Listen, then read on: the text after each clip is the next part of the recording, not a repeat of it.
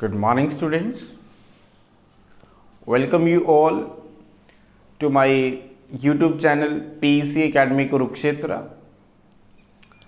My dear students, today I will discuss along with you the most important numerical, and the numerical is based on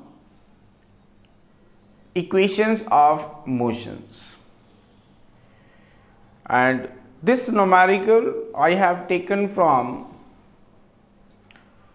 chapter 9 force and law of motions class 9th.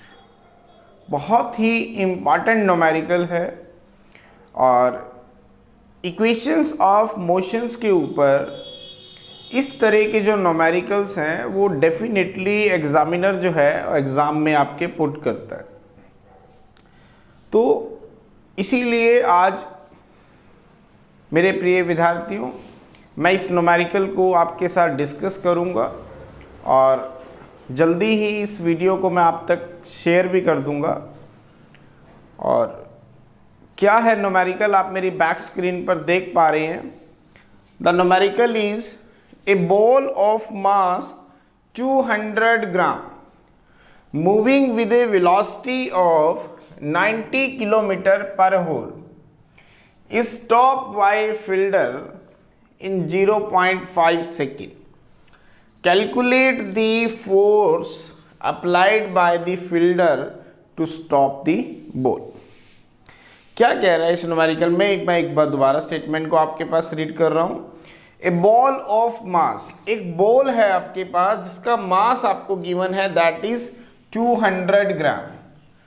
It is moving with A velocity of, initial velocity आपको given है and that is 90 kilometre per hour. Initial velocity आपको कितनी given है इसकी?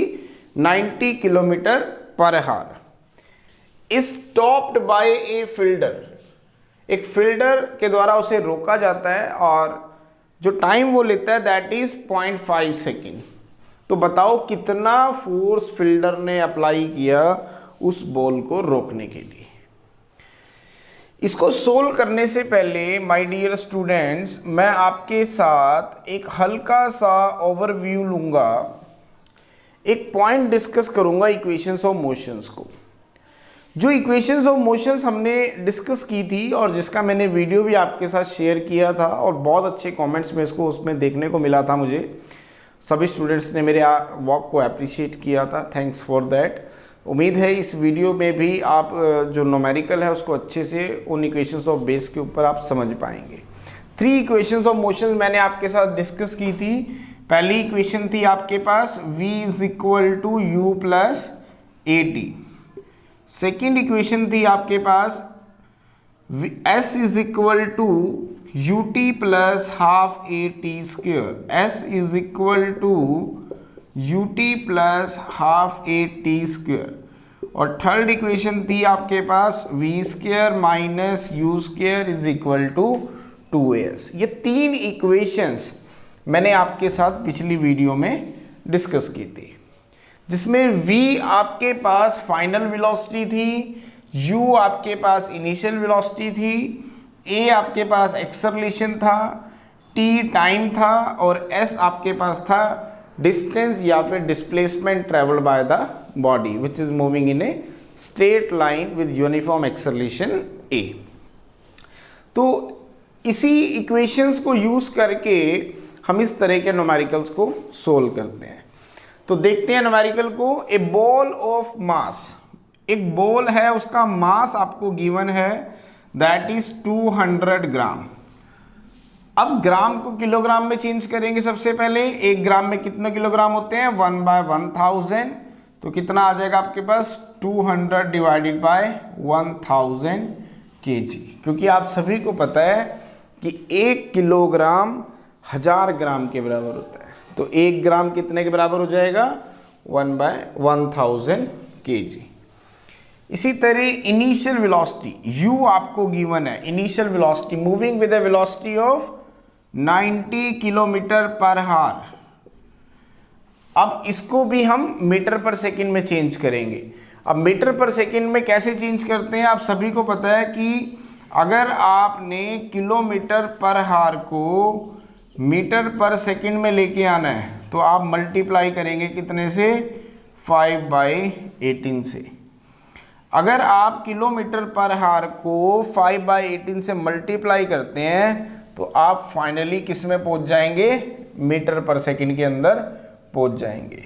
तो आप इसको multiply करेंगे कितने से, 5/18 से, तो आपका जो रिजल्ट आएगा वो आएगा मीटर पर सेकंड में। तो ये आता है आपके पास 18,590, दैट इज 25 मीटर पर सेकंड। अब उसको टाइम कितना लगा उसको रोकने में, t, दैट इज 0.5 सेकेंड। तो बताओ कि force applied by the car to stop the wall कितना हुआ। तो हम यूज करेंगे कौन सा concept, according to Newton second law of motion, Newton second law of motion, इस कंसेप्ट को हम यूज करेंगे।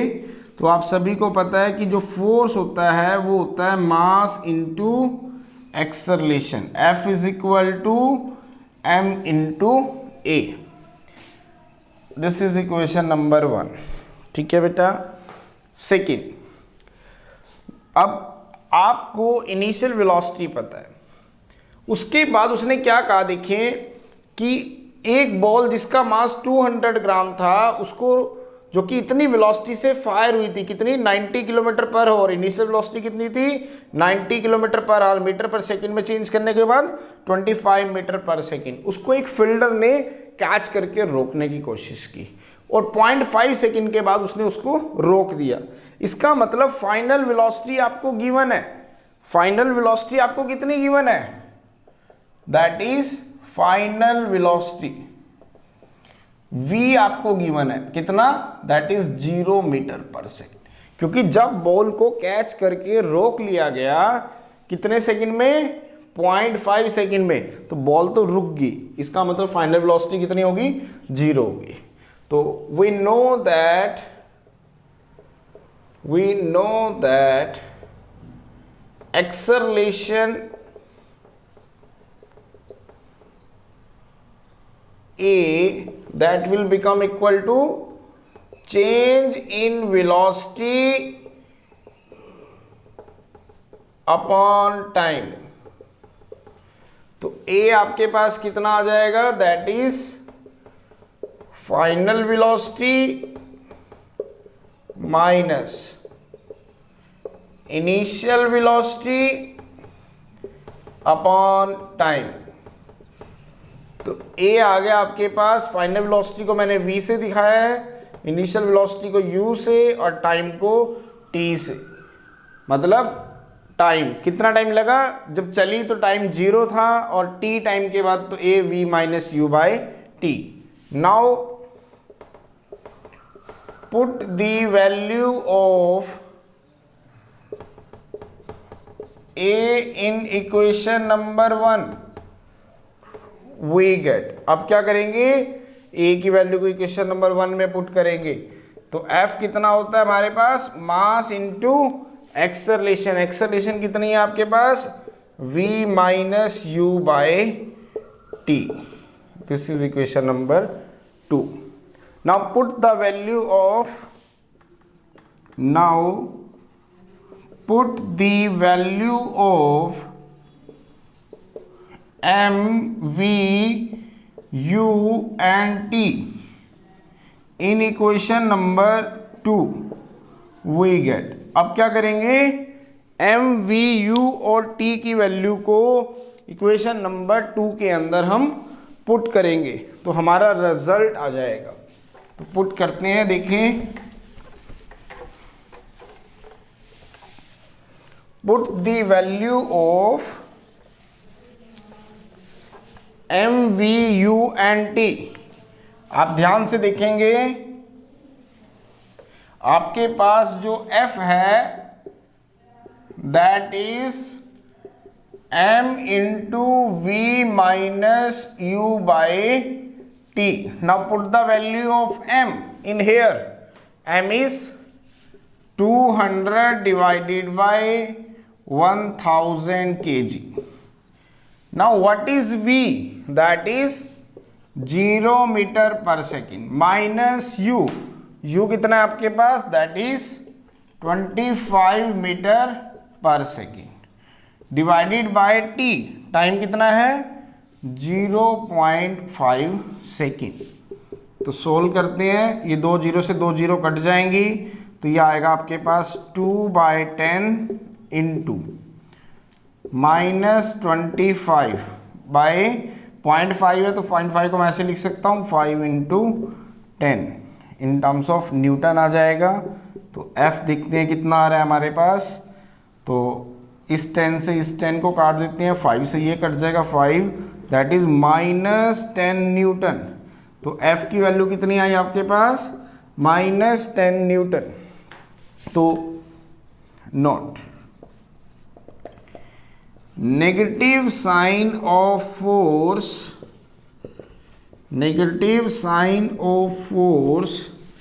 signifies that the force applied by the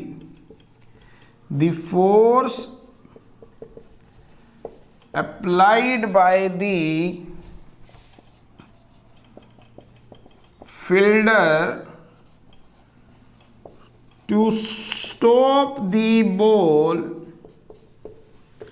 is a retarding force.